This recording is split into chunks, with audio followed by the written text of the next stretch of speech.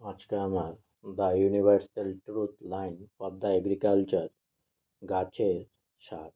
মানুষ মরে বাতে, গাছলা বাঁচে তাতে। পচা সয়ার গাছলা বাড়ে, গোধরা দিয়ে মানুষ মারে।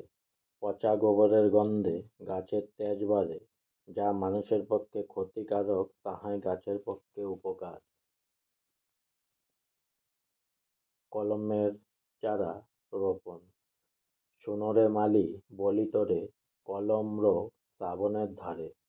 কলমের চারা শ্রাবণ মাসে পুঁতলে চারা খুব সতেজ ও ভালো হয়।